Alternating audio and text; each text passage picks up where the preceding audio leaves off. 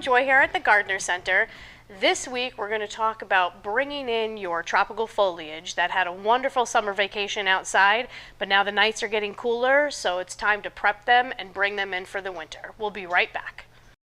Okay, so some of you have probably already done this, but for those of you who have not, it's time to get your house plants in for the winter.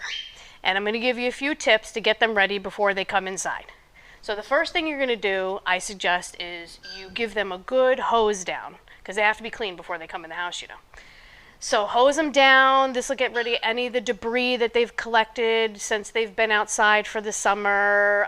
It'll just wash them off, clean them off. Possibly if there's any insect activity, that will help. After you hose them off, you're going to let them dry, and then you're going to give them a good look over and see if there's any insect activity, anything that looks suspicious. If you think there might be, there's plenty of products you can use. Neem oil is actually one of the best because it covers a broad range of insects. If you don't see anything suspicious, I don't suggest pre-treating. No reason to spray something on a plant that it doesn't need. The next thing you're going to do is you're going to check their soil and see if it needs a cleaning out, if there's any dead leaves in there, or if maybe you need to change the top 3 inches of the soil. Just give it a look over and see if it needs to be freshened up. The next thing you're going to do is you're going to give them a thorough feeding. So this is the time of year to feed. You want to feed spring and fall, and now is the time, the end of September, beginning of October. So now they're ready to come inside, and we'll talk about the next steps in just a moment.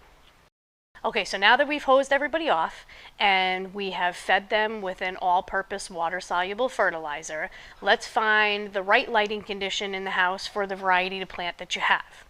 Once everybody's situated where they're going to hibernate for the winter, some of them will really miss that humidity that they had during the summer. So I'm going to give you a little list of the plants that would love to be misted weekly or even twice a week while they're living inside. That would be your palms, your ferns, Aralia, Calathea, Maranta. You can even go one step further if you feel like it and buy yourself a humidifier, and they would love that. So now everybody is living where they're going to live. Keep an eye next on changing water habits. So you've brought them inside, the house is warm, it's dry, the heat is on. Some of them will dry out faster, whereas some of them will stay moist longer just because they're going into their dormant phase where they're not going to grow. So they're not growing, they're not drinking as much water as usual. The best thing to do is use this.